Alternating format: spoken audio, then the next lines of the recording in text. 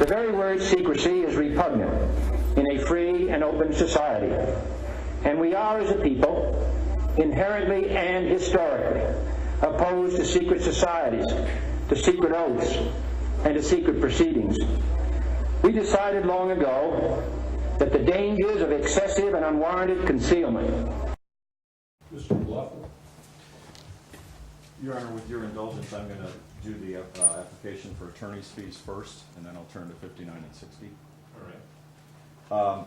Your Honor, on the attorney's fees issue, let me first say I'm aware of the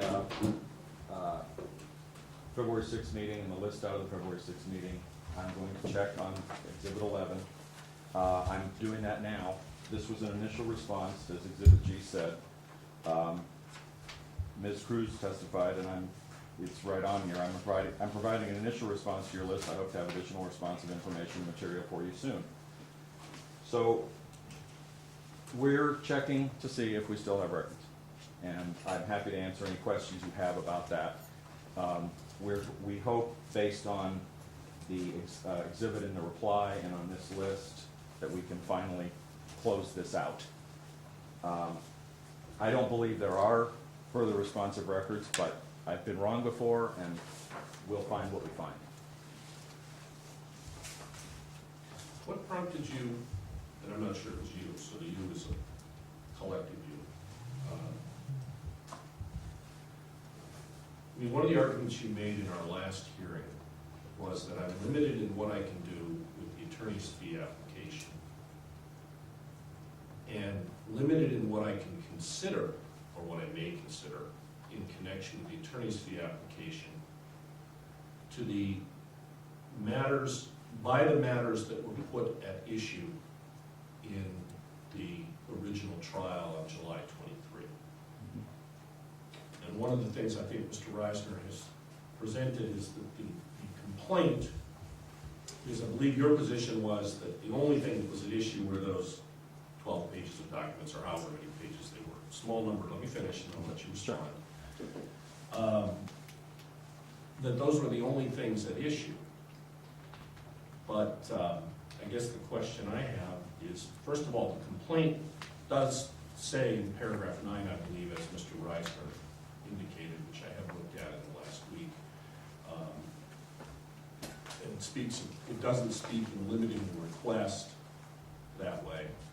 And you all did file a motion for protective order saying you had fully complied. So to some extent, you framed that trial, and I don't mean to put any pejorative on the term framed, I just mean you framed the issue for that trial. Why wouldn't they be trying that issue? Because you've told them everything else has been responded to, and told Judge Lee, in seeking a protective order, which he issued, that that everything had been responded to. So why would I be limited to what was at hand then because of what they raised when they raised what they raised, presumably in reliance upon what you said was still truly an issue? Does that make sense? It does. Right. And my response would be that they didn't raise what they raised in reliance on what we told them.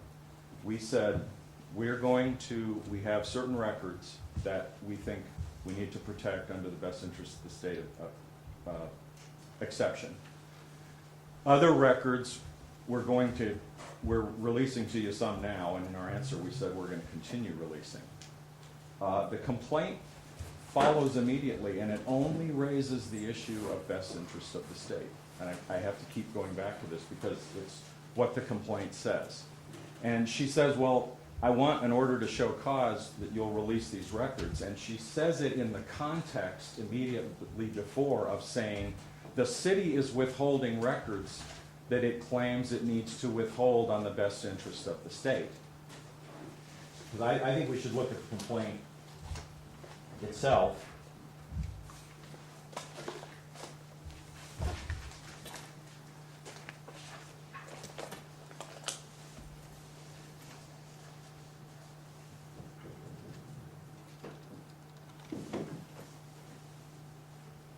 Does Your Honor have that?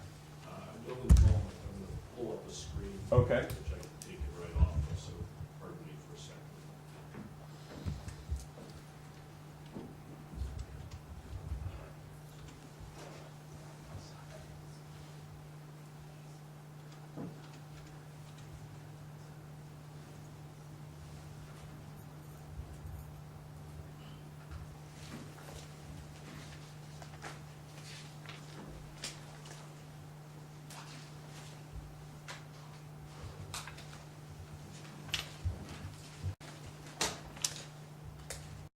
should not be released, and for the defendants to pay expenses, costs, and reasonable attorney's fees incurred herein. And the record sought, would that not refer to the entirety of her letter request as opposed to what you all said remained withheld? That's not how I read the complaint, Your Honor, how I think it should be read. If you read paragraphs 7 through 10, in 7, she says, on May 24th, 2013, the defendants provided a few records, but refused to provide additional records related to negotiations of the sale of a city park on the grounds that such disclosure would significantly impair its effectiveness in the performance of its duties. The full letter is attached to this complaint as Exhibit C. 8. Plaintiff alleges that the City of Tucson and Richard Miranda and City Clerk Roger Randolph's refusal to permit plaintiff to examine the requested public records, meaning those records that we were refusing to withhold on the best interests of the state, that's how I'm reading it, and I think how it fairly should be read, is a denial contrary to law and her right as a citizen to view those records. 9, the plaintiff requests that this court issue an order to show cause why the records sought should not be released, and for the defendants to pay expenses, costs, and reasonable attorney's fees incurred herein. Isn't she at this point at least arguably operating under the belief that you've told her about all the other records and these are the only ones left? No, I think I would need to look at the letter, but we say in our letter. And then how do you... Okay, I'll let you answer that one. Then Sure.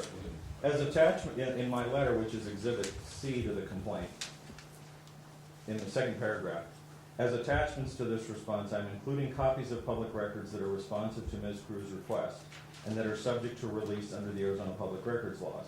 And then we go on, and I say, however, I can advise you that certain other records that may be within the scope of the records request are being withheld at this time.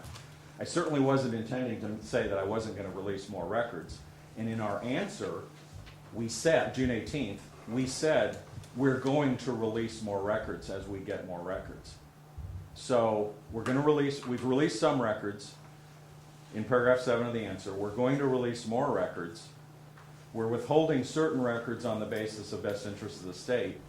And the last portion of 7 is if we find out that they aren't needing to be protected anymore, we'll release those records. Well, let me ask you, how does that reconcile with telling Judge Lee that you'd fully responded? It was my belief at the time that we probably had fully responded, but I wasn't positive. What I was trying to say was that in the motion? I don't have the motion for protective order in front of me. Was that, did it tell the judge we've probably responded? I think we have, but maybe we haven't. I don't know. It didn't. I don't think it said it that way. It just said you fully responded. Right. And I thought at the time that I had, and now I've learned, obviously, that I hadn't. So,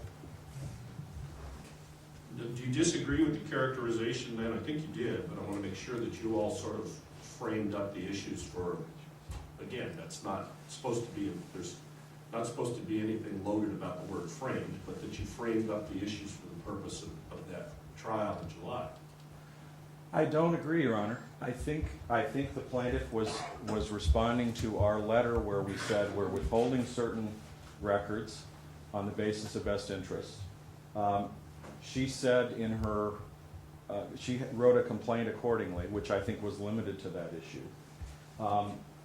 Later on in her motion for new trial, she says we were limiting the issue to the issue of the offer that the city made. This was their choice to present a limited complaint. That's our position.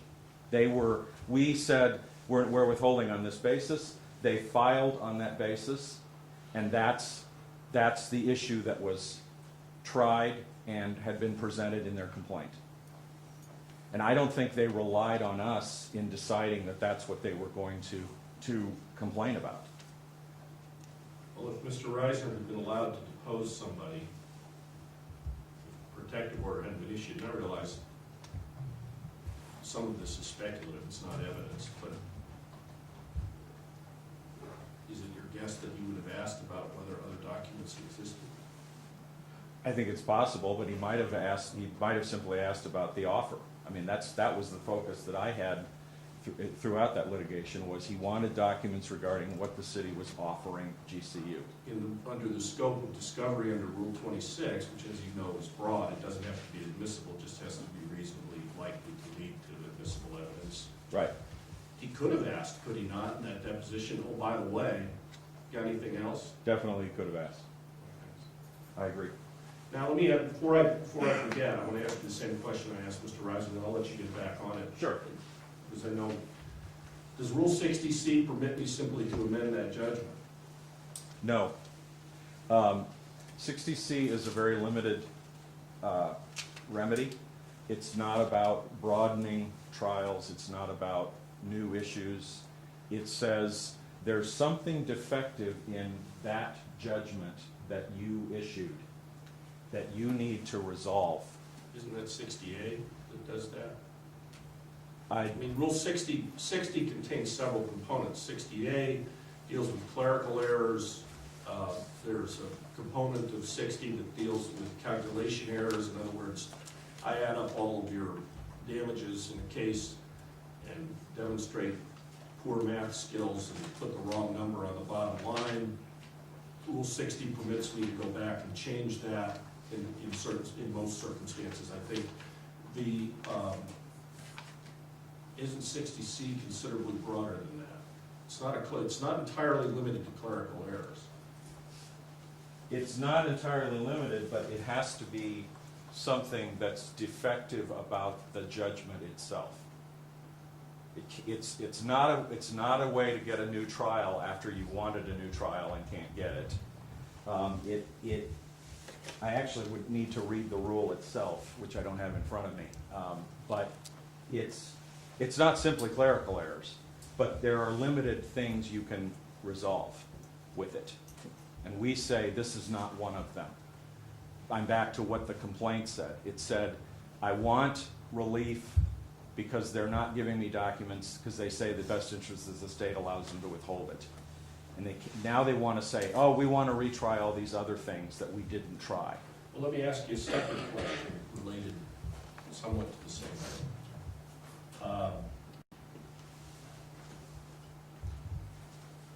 You can argue that Mr. Reisner and Ms. Cruz may or may not have apprehended that the import of saying, well, fully responded in the motion for protective order, and that somehow they framed up the case from their perspective exactly the way they wanted to. Isn't there an issue that if I thought that the case was entirely about 14 pages of documents or whatever it was that in that set of exhibits that went under in camera, isn't that a problem?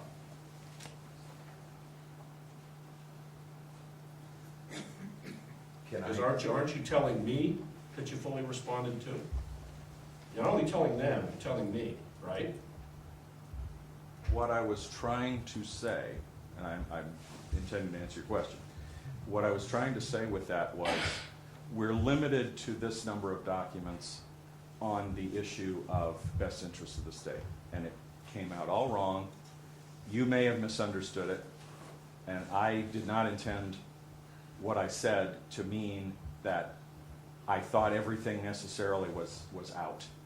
At the time, I was thinking that may be so, but I was still looking into that. So if you misunderstood it,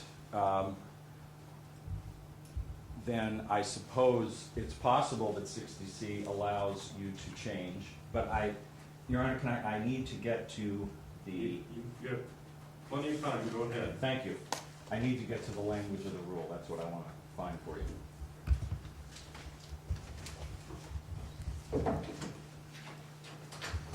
Do you have the rule with you? I don't, unfortunately.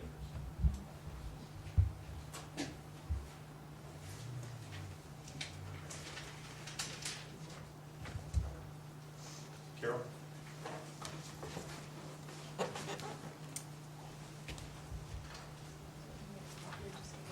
four copies. I can find it. Okay. I've got it, thank you. I'll take it back.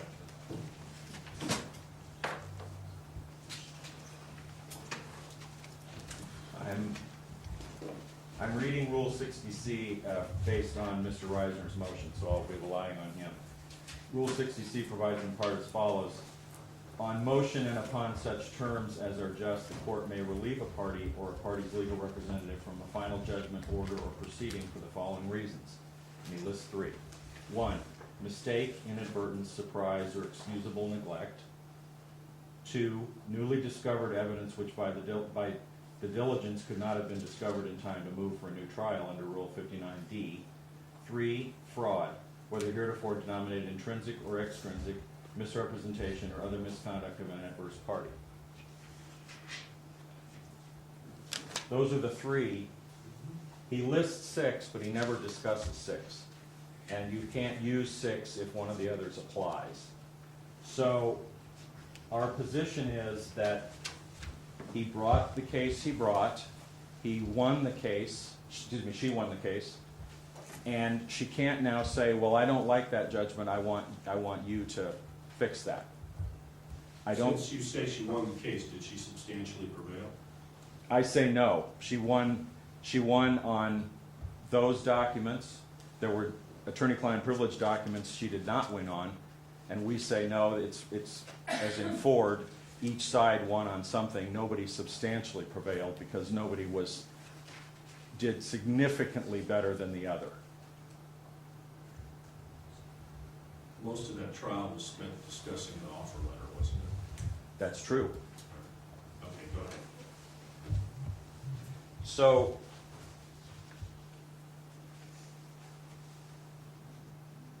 on attorney's fees, it's the plaintiff's burden to show that she's entitled to the fees, and she has to show that her hours and her hourly rate are reasonable.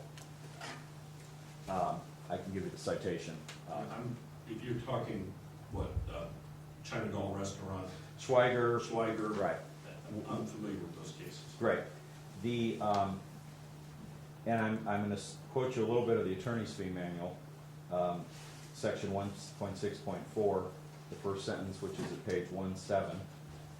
The party seeking an award of attorney's fees has the burden of establishing not only the time and effort incurred, but also that the time expended was reasonable and necessary. At 1.6.3, the last sentence on page 17, keep in mind the fee applicant bears the burden of submitting evidence that would allow the court to determine a reasonable fee award.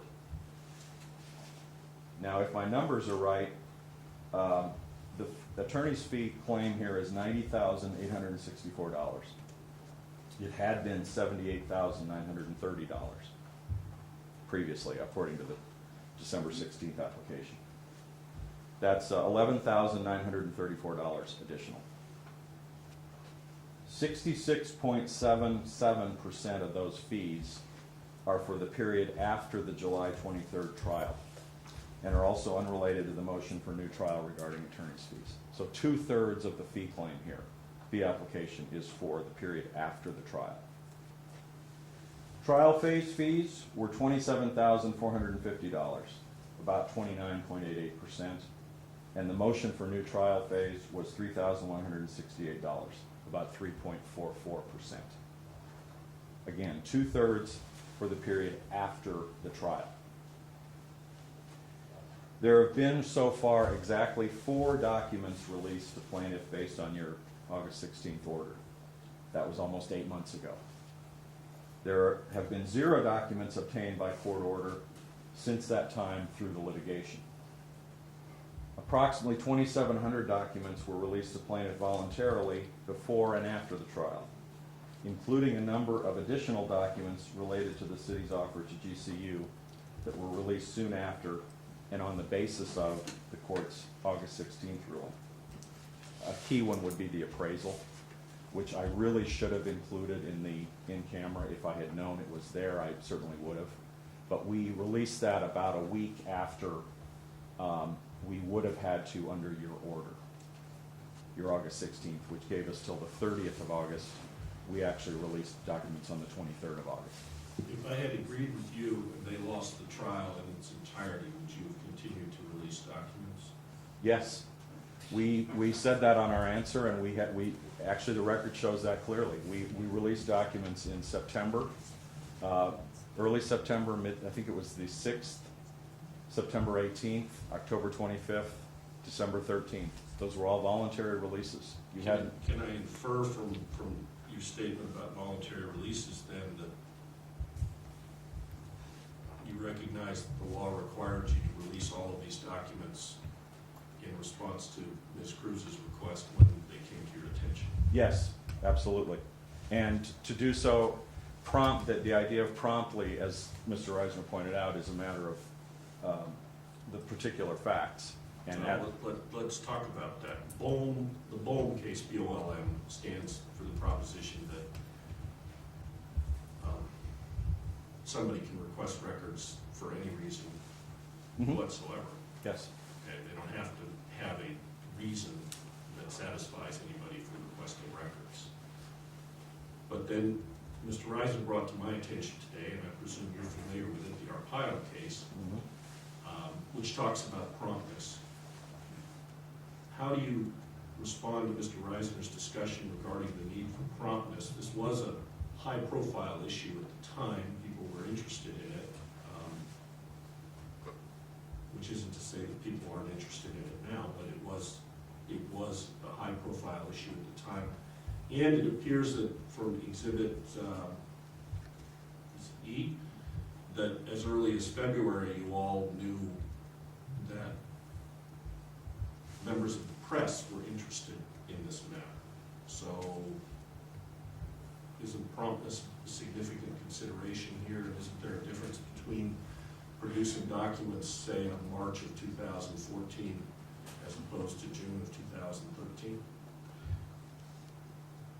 Promptness can be, yes, it is a significant factor. I need to maybe distinguish between promptness generally under the statute, which we recognize, we need to be as prompt as we can, and promptness for purposes of attorney's fees, because the Arpaio case was decided under the old version of 39121.02B, where they talked about bad faith and all sorts of things. And we no longer have that standard where we would use Arpaio for determining whether we should be paying attorney's fees. It's a substantially prevailed in the litigation standard now. And in that regard, so we recognize promptness. We should have been more prompt in getting a lot of this out. But in terms of attorney's fees, the idea of Arpaio is that there was actual bad faith by the issuing agency. And I want to refer you to In Re Estate of Newman, which is 219 Arizona 260 at 267 and 68, paragraph 22. With your indulgence, I want to read you what they talk about there. Paragraph 22 says, applying basic principles of statutory construction, it would be inappropriate for this court, to incorporate into a current statute language which had been eliminated from the predecessor statute. And what's been eliminated is the bad faith, arbitrary, capricious idea, and it's been replaced with substantially prevailed. See State v. Morse, gives the cite for Morse.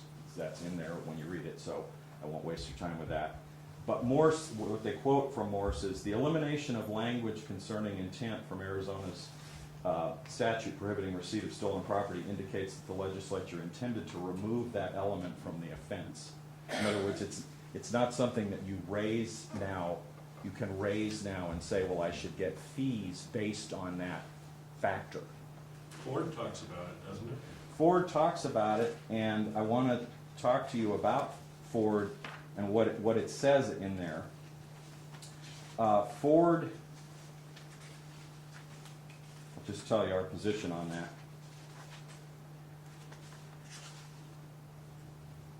that.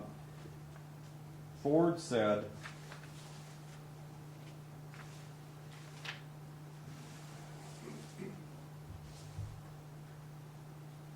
Well, while you're doing it, I've read Ford several times in connection Right. with this matter, and it speaks of broad discretion in the trial court. It speaks about finding that a party substantially prevailed.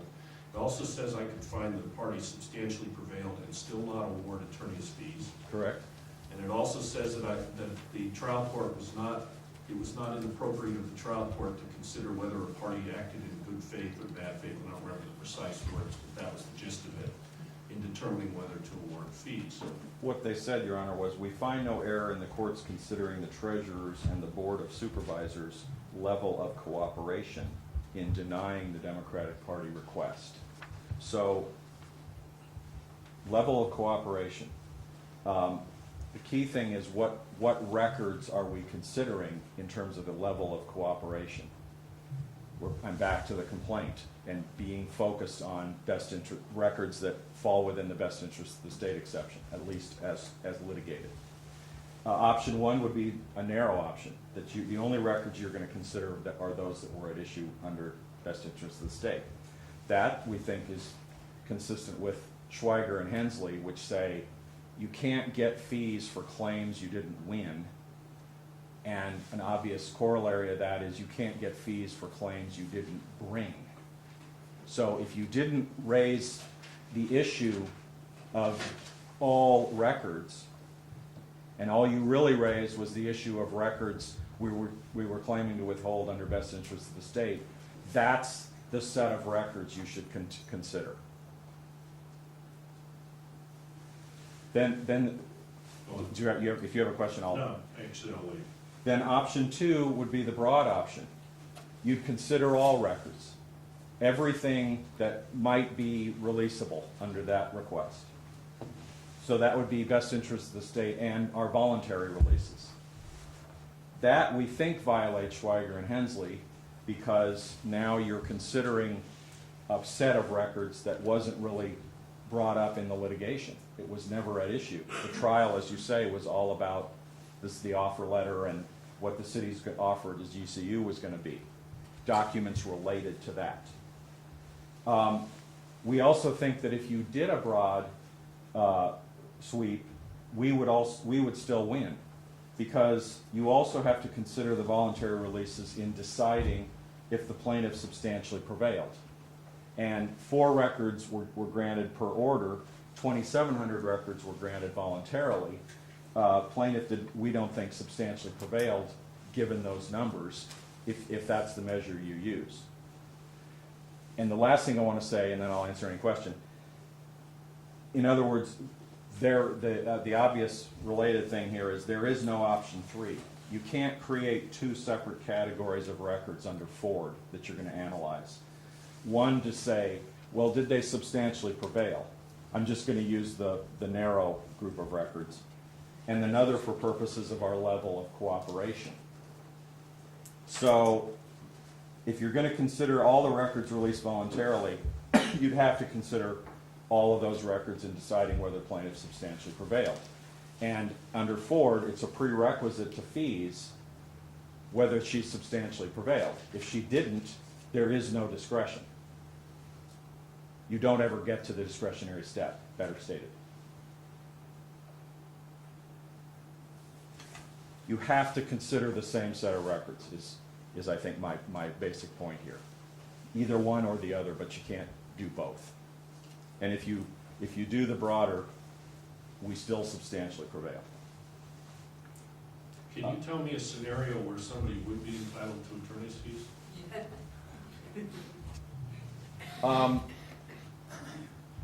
Let's hold it down. Thank you, go ahead. Sure, there can be a lot of situations where there are fees, where there's simply a refusal to release records, which is not what we've been doing. We did refuse on one set. We said, here's an in-camera, we need a ruling from you. And you may decide you want to award fees if you disagree with me on how Ford operates. But to simply go in and say, well, I'm going to give fees even though you voluntarily gave records, which we weren't trying to hide. We were being inefficient. We should have been quicker, but we weren't trying to hide them or withhold them or refusing to give them. We said that in our answer.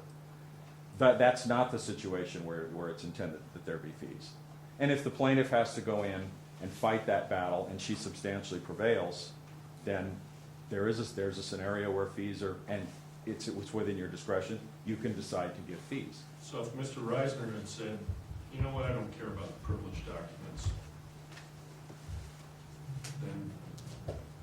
then you'd have no dispute about substantially prevailing, and it would be within my discretion to award fees. Well, I'm back to, are you, in terms of you're saying that would end the substantial prevailing prong? Wouldn't it? Conceivably, yes, for purposes of that award, but it would be limited to the litigation about those records. All right, I don't want my questions to inhibit or impede your ability to make the arguments you want to make. You're actually furthering my argument, so but let me just back up on my outline. I have things in my outline exactly about what you're asking, so I'm pleased. We basically object to any award of attorney's fees or costs here because we don't think the plaintiff substantially prevailed. We think we raised an issue of, as you say, the attorney-client. We also think we were making voluntary releases, and we don't think that she's entitled to fees. Her attorney is entitled to fees in this litigation on the facts that we have. Some of the factors that I believe are in Schweiger about that you can consider in whether you're going to award fees. The merits of the claim or defense presented by the unsuccessful party. As you've mentioned, we had an attorney-client issue that we won on. Certain documents were withheld. The litigation could have been avoided or settled, and the successful party's efforts were completely superfluous in achieving the result. We think the litigation was superfluous as to all releases of records except for the 4 documents that were ordered released in the August 16th order. All the other releases have been voluntary and really not related to the litigation. We keep making releases and then Mr. Reisner files new motions for new trial. But that doesn't say that somehow those two things are connected. We're just making voluntary releases as we found records. To be clear, I'm not doing this to joust with you, I want to make sure I understand it. I'm happy. All of the voluntary releases, with the exception of the pre-litigation release, were after my ruling following the trial, correct? Let me think, Your Honor. We made a release on May 24th with my cover letter, and we made a June 21st release. So that's 2. To Mr. Reisner. It's a July 23 trial. July 23 trial, and then we released documents per your order on the 23rd of August, and we make various releases in September, October, December. Yes, Your Honor, that's right, other than those 2. Go ahead. Also, in terms of litigation being avoided or settled, he didn't comply with your October 28th order, which basically told him to file an application for attorney's fees. So instead, on the 16th of December, he files yet another motion for a new trial, followed by the Rule 60 motion. If he'd done what the court told him to do, we could have had attorney's fees resolved several months ago. Assessing fees against the unsuccessful party would cause an extreme hardship.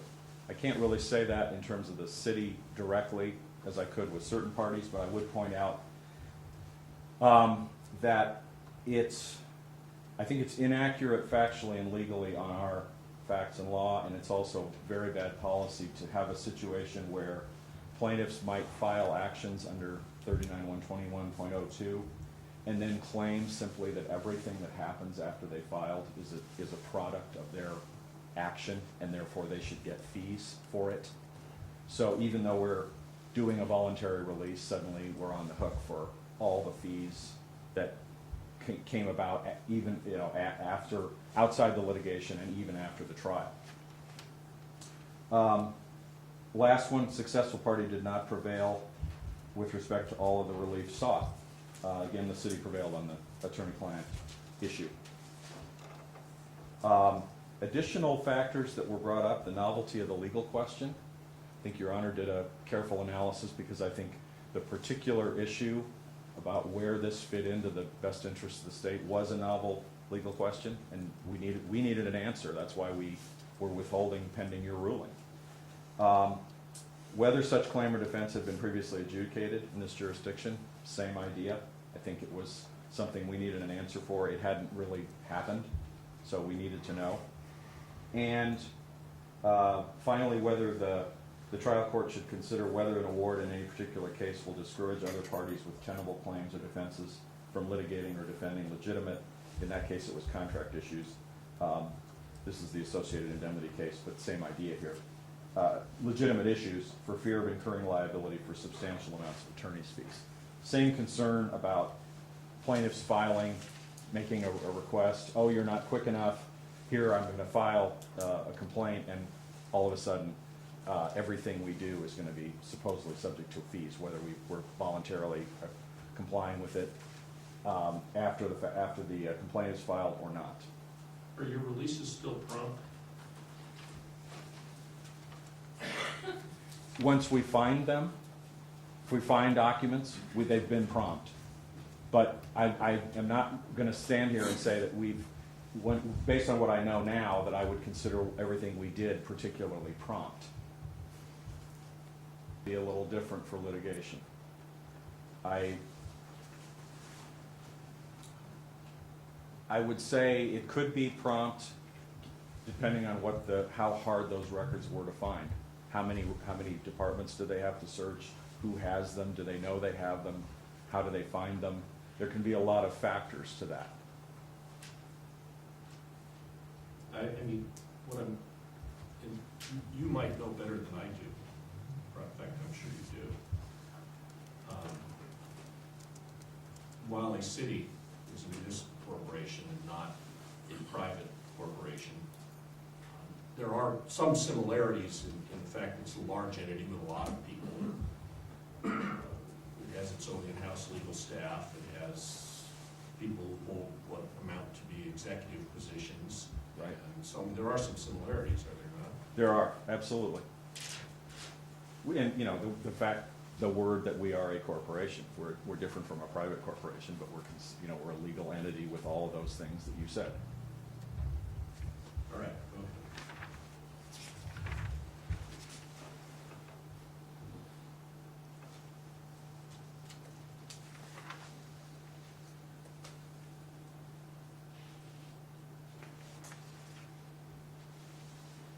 I think I'd like to go now to the idea, I'm going to assume that you are going to choose to award fees, hypothetically, just for purposes of argument. Okay. And I just want to note some factors and some objections that I'd like you to consider, assuming that's going to happen. First, we're going to object to any award of attorney's fees or costs incurred after the July 23rd trial or the August 27th motion for new trial regarding attorney's fees, as those fees and costs are not related to the issues raised or tried in the litigation. I already pointed that out in our response. You know that one. We also object specifically to the award of any attorney's fees for the 30B6, as we don't think they were related to the issues tried in the litigation. Same idea. We object to the failure to use paralegal services in an attempt to reduce fees. We are going to also object that Mr. Reisner's hourly rate is not reasonable. At this point, do you have any problem taking judicial notice of the economics of law practice? I know you filed that Mr. Reisner has a billable hourly rate, I believe, of $360 an hour. I also believe he's been admitted for 45 years. Right. Which is actually a longer period than any of the parameters in the economic law practice. Okay. Okay, I'm familiar. Right. But we think the overall median rate, which is $255 an hour, should be the absolute ceiling here. Mr. Reisner has cited his years in practice, but every other parameter, he's very high in the percentiles. Firm size, he's two persons, the mean is 265, the median is 250. His rate is between the 75th and 95th percentile. He's in the between the 75th and 95th in all these categories, other than years in practice. His office location, the mean is 270, the median is 250.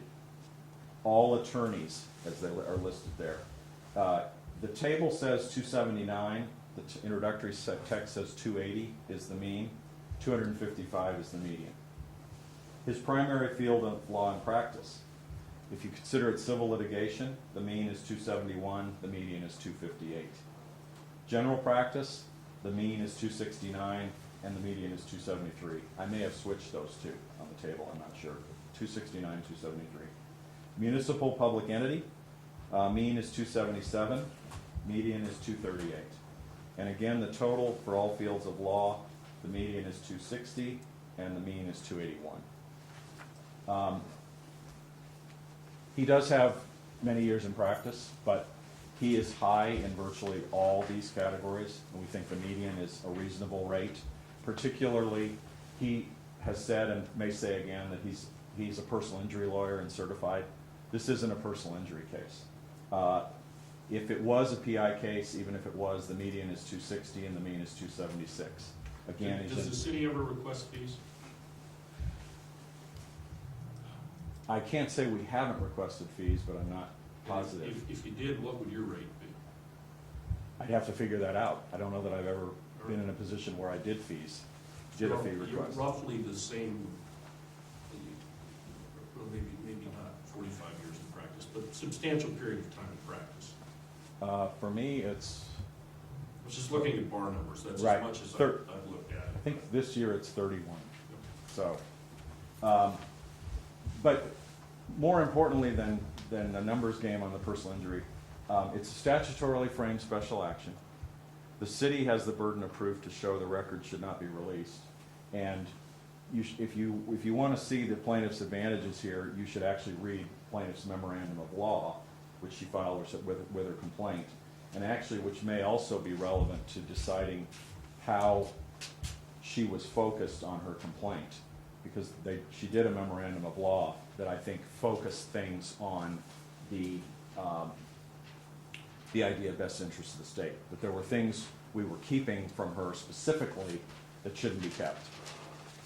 So that was filed contemporaneously with her complaint, and I think you should consider that on both of those issues. There were no particularly complex factual or legal issues to litigate, and I'm not saying this wasn't a significant issue, but it wasn't like a huge litigation where there was all sorts of complex things to figure out before. We had an order to show cause hearing, we knew this was the legal issue, we had facts, and you decided. Yeah, the focus was simply whether the best interest of the state was applicable here. Specific objections. I'll refer you to the fee manual, section 1.6.3, which is at page 16. It talks about recording time in a haphazard, uninformative fashion, time entries that are too general, that basic idea. We're going to object to all the fees for hours with inadequate descriptions in the application and reply regarding attorney's fees, such as hearing preparation, legal research, meeting with clients, and work on motion. And if you'll indulge me, Your Honor, I want to give you some specifics. All right. May 24th. I will say this. We're about, and I don't remember the precise times, Mr. Reisner went approximately 50 minutes. And then you've been up about 55, a little over 55. In about 8 minutes, it'll be a quarter to noon, and I want to give Mr. Reisner a reply, because it's his motion, so why don't you plan on wrapping it up by a quarter till. That'll be fine, Your Honor.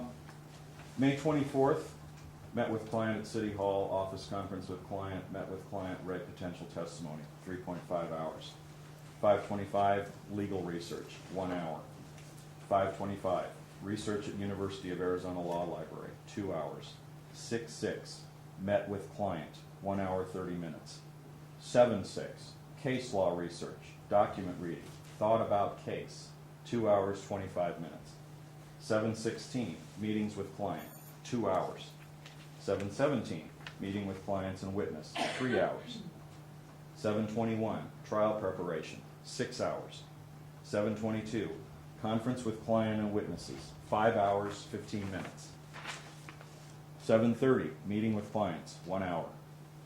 8:15, phone conference with clients, 24 minutes. 8:23, met with client, received and copied latest disclosure, 45 minutes. 12:14 to 12:16, work on motion or continue work on motion, 20 hours, 57 minutes. We specifically object to the fees claimed for 40 hours and 14 minutes of hearing prep prior to the July 23rd hearing. That's simply an excessive amount of time. That was during the period 7:16 to 7:23. We specifically object to fees claimed for over 10 hours of meetings between Mr. Reisner and Ms. Cruz that were part of that 40 hours, 14 minutes in the week before the 7:23 hearing. That's just an excessive amount of time to be meeting 10 hours with your clients. Specifically object to the fees charged on the 30B6, 44 hours, 21 minutes. I think that was already in my application. That translates to almost $16,000. It's 4 2/3 hours of preparation time for every hour of actual deposition, which were 7 hours, 48 minutes. It's particularly true when you consider something about the two of the three witnesses. Chris Casalemas had been deposed. When he was deposed on the 18th, he'd already testified on July 23rd, and the director of his documents had been released September 18th. Hector Martinez, he was deposed in early September. He and the appraisers had already met with plaintiff in mid-October personally and had provided her with their complete files on the El Rio matter at that time. We object to the excessive time on the second or supplemental motion for new trial, 9:29 and 9:30, 6 hours and 1 minute. Motion for new trial, 12:14 to 12:16, it's excessive, 20 hours, 57 minutes, that's almost $7,560 for one motion. Rule 60C motion, 12:24 and 12:26, 3 hours and 45 minutes. There was a conference with the county assessor on October 18th of 13, 2 hours, 32 minutes. The reply claims that this meeting clarified who had met with the assessor previously and where and how the number in the city manager's office was derived. It was a very useful meeting, maybe, but it had nothing to do with the release of city records. We object to the charges for time spent regarding supposedly calling me as a witness. That's February 26th, February 28th, 3 hours, 48 minutes. Plaintiff backed off from this after we cited the truly applicable law. Last item in the reply, Jody Gibbs, 15 minutes. He says he was an architect and this was a development project. This was nowhere near being a development project yet. It was a very, very preliminary negotiation which never came to fruition, and it has no relation to the plaintiff's claim, could we withhold documents based on best interest of the state. Finally, we object to the Teresa Pacheco charges. She charges $1,220, or he charges for her $1,220 from 12/5 to 12/15, and $1,010 from 2/1 to 3/3.